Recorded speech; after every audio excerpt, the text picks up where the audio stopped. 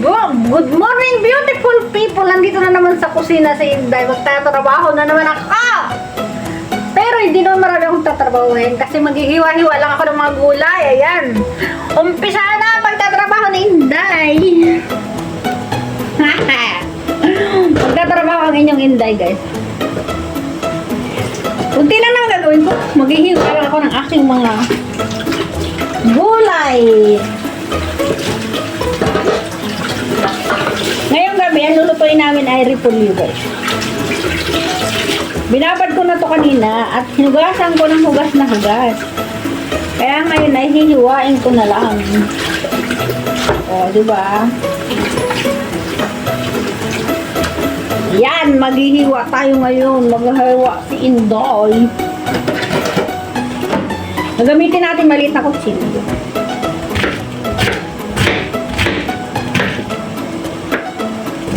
Hindi naman mahirap trabaho dito sa Taiwan. Kala nyo lang yun. Kaya kung gusto nyo magtrabaho dito sa Taiwan, ay pumunta na kayo dito dahil mag-anuan lang ang trabaho dito. Ang importante, nakahanap kayo ng mabait na amo. Malamig na nga pala dito sa Taiwan, guys. Alam nyo ko yan, ang suot ko 3. Isa, 2, tapos may pangilalim pa. O, hulaan nyo, di bali? Hala, suot ko pala bali 5. 2 sa baba, 3 sa taas. Grabe, no? Ang dami ko suot. Eh, wala tayo magagawa. Malamig na talaga dito sa Taiwan. Hindi lang yan, guys. Lalamig pa yan. Sa ibang lugar nga, nag-i-yelo na eh. Gusto ko maranasan yun. Yung ganun yung nag-i-yelo-yelo. Hindi ko pa naranasan dito sa Taiwan yung nag-i-yelo yun. Kasi dito sa lugar namin sa Taoyuan, hindi nag-i-yelo. Nasa bundok kami ng Taoyuan ha. Ako nasa bundok talaga ako, guys. Wala ako sa city ng Taiwan. Ako ay nasa bundok. Siguro kung mahiwa ako, kitang-kita sa camera na hinihiwa ko yung kamay ko. Kasi hindi ako tumitingin, naghihiwa ako. Huwag niyo akong gagayahin. Ha, delikado. Bilis ko magtrabaho, ano. Parang minamanik-manik ko lang yung pagtatrabaho ko. O, diba? Tapos na. Ganyan lang kabilis. Habang ako ay naghihiwa, guys, ako ay iinit ang mga pagkain namin dahil wala akong ibang lulutuin ngayon. Kakainin namin ni Evelyn. Marami kasi mga tira-tira kaya i-stage lang kami sa tira-tira ngayon. Ako nga pala, guys, maghihiwa nito. Kung tawagin ito ay swansai. Ito ay binuro na gulay. Swan, ibig sabihin maasim. Ibinuro nila ito sa asim. Lalahukan natin ng malaking moer. Yan yung tinatawag na taingang daga. Pero ang taba. Ang taba, no? Tapos ang dahon niya, karot. Unahin na natin na hiwain ang swansai. Ito swansai ito, guys. Parang dinadain muna siya. Ating hihiwain sa gitna. Para manipis na manipis. Mag-ingat lang yung mga daliri at baka mahiwa. Ayan, ano ba yan? Pero manipis naman siya eh. Yan, hiwain lang natin siya. Parang nagdadaing siya. Tapos hihiwain natin ng manipis na manipis. Manipis naman siya eh. Kaya yung gustong mag-abroad dito sa Taiwan, para ito na kayo, guys. Dahil madali lang ang trabaho dito sa Taiwan. Importante lang makahanap pa talaga ng mabait na amo. Parang hindi maganda siya. Tingnan ko.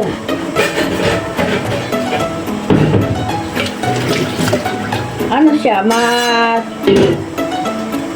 Ito matalas to. Maganda yung pag-iwa yung malaki. Matalas. Yung maliit kasi masakit sa kamay. Lalo pag hindi matalas.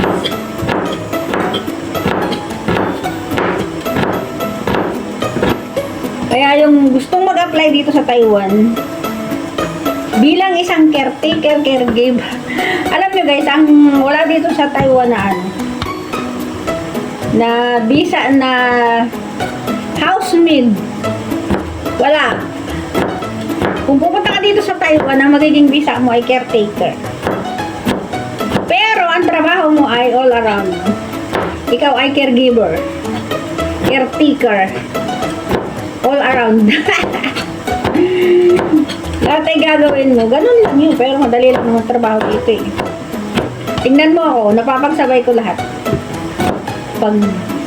Pagiging isang content creator, pagiging isang katulong, caregiver, caretaker, o diba? At least dito sa pagtira ko sa bansang Taiwan, napanatili ko yung aking kabaitan. Ay, charot. Hindi ako nag-day off. Magto 12 years na ako dito sa Taiwan. Hindi ako nag-day off talaga. Kasi siguro nagsawa na ako sa ibang lugar kasi guys na marami kong pinuntahan na bansa. Maraming day off. Laging nasa labas. Maraming kalokohan ginawa. Maraming tukso. Tukso na yun mo ako. Dito sa Taiwan, umiwas talaga ako sa tukso. Kaya dito sa Taiwan, ako naging mabait. Kaya I love Taiwan kasi naging mabait ako dito sa Taiwan. Promise, dito ako naging mabait sa Taiwan. Hindi ako wala talaga kahit wala akong nagawang kalokohan, kasalanan, basta mabait ako. Siguro nagpakabait sadya. Nasa tao naman yun eh. Pag magpapakabait kayo, saka babaguhin mo yung sarili mo, diba? Nasa sa iyo na yung yung sarili mo ipapariwara mo. Pero ako, napanatili ko yung kabaitan. At least doon sa ibang bansa ako naman na pinuntahan, mabait naman ako doon. Kasi maraming tukso talaga. Kaya hindi mo maiwasan talaga magka-boyfriend ka doon sa labas pag nasa abroad ka. Yan naman talaga eh, lahat ng nasa abroad yan eh. O huwag ka nang tumanggi. Dahil may syuta ka din, nasa abroad ka, o diba? Ang dami kaya single. Ang daming single na nasa abroad. Kunwari single man. Tsaka. Kunwari single pa. Pero hindi naman totoo. Masama yun. Kung anong meron ka sa buhay mo, ipagpasalamat mo. Kung may family ka, may asawa, may anak, ipagmalaki mo dahil sila ay family mo. Kaya ka nga nagtatrabaho dahil sa pamilya mo, diba? Ngayon, kung magkaroon ka ng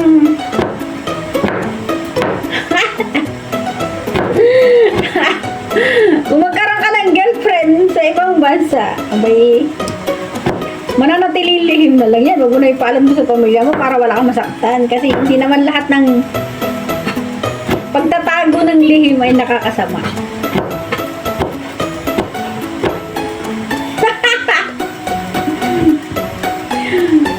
Paniwala ka sa akin, totoo sinasabi ko.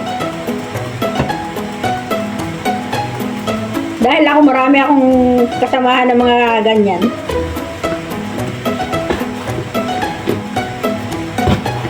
Totoo yan. Kasi ako naman kasi simula sa pula mag-abroad ako, single ako. Kaya wala akong inapakan na tao. Wala akong sinaktan. Basta wala. As in, wala akong sinaktan. Hindi ko naranasan manakit ng tao, hindi ako naranasan mangsira ng family, hindi ko naranasan mansira. Wala sa linya ko yan, yung manira ng ng family. Kahit pa sabihin madaming naliligaw sa akin na mga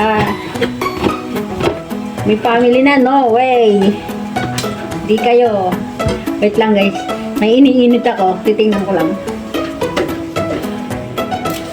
Oh, nasunog na!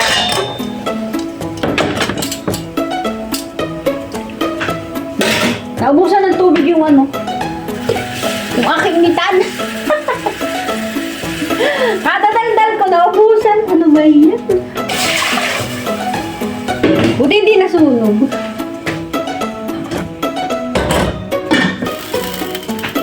O yan, ipagpatuloy natin muli ang ating kwentuhan.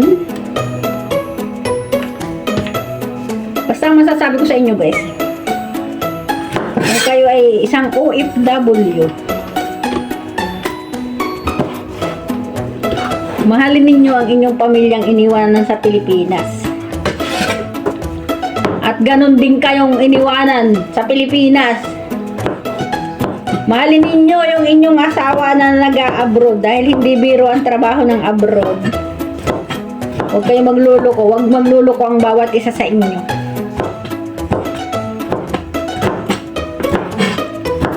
Kasi kasalanan nyo sa Diyos. Kasalanan sa Diyos na mortal. Kung kayo man ay magluloko. Pag may family ka na, may family ka na. Huwag ka nang ano. Huwag ka nang masira ng family ng iba. Huwag mong siraan yung family mo. Ganon lang yun. Pero hindi ko naman talaga masisisi yung iba na nagkakaroon ng pangalawang pamilya. Pero proud pa rin ako sa kanila. Yung iba kasi kahit ganun pa man, hindi nila pinababayaan yung pamilya nila. Hindi niya binabawasan yung pagmamahal sa pamilya niya. Ganun. Yun ang gusto ko yung mangyari. Huwag kayong ganyan. Basta ako, I know myself, since before na-start na ako yung mag-abroad, wala akong tinapakan na tao, wala akong sinaktan. Ayan. Ako lang yung sinasaktan nila. Agay, charot. Hindi ko na lang, ang kasalanan ko lang, hindi ko kasalanan kung ma-inlove sila sa akin. Yun lang. Ang importante, hindi ako na-inlove sa kanila. Ah, charot! Muntek ng mataga ang kamay. O, yan lang naman ang hihiwain ko, guys. Saka, ano pa? May isa pa. To. May tira pa kasi ako kahapon. Ito na yung last na hihiwain ko.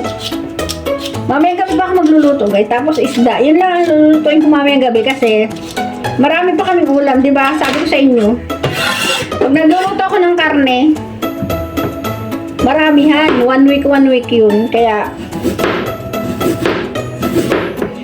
mag-ingat ang kamay at baka mataga. Mahirap na. Oh, ayan na guys, wala na. Hanggang doon na lang yung pagkukwento ko na sa inyo. Ibitin-bitin ko muna kayo dahil marami pang mga susunod na ikukwento ko sa inyo tungkol sa abroad dahil marami akong mga karanasan sa abroad. Marami ako ikukwento sa inyo kaya shout out sa lahat ng OFW. I love you all. Bye. Bye.